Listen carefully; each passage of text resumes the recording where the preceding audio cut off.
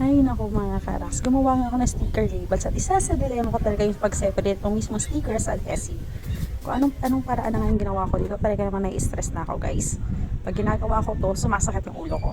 So ito na nga, nakakita ko ng effective na paraan para mapadali yung pag-separate ng stickers dito sa adhesive.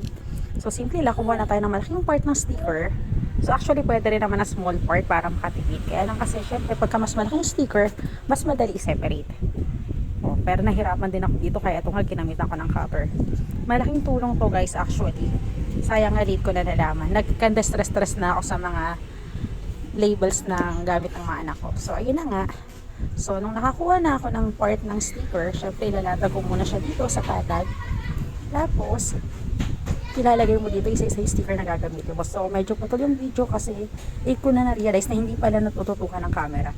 So yun na nga, mapapansin niyo, o diba? Ang dali-dali na lang tanggalin ngayon. So para matipid, tinatanggal ko rin itong mismong kung ano man tawag dito para i-cover ko ulit at magagamit ko pa siya sa ibang mga stickers.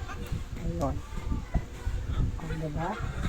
No, kaya pwede small portion lang kasi kahit hindi naman buong portion ng sticker ilalagay mo, just like this one. So ipa-flatten mo rin yung sticker tapos voila. O diba?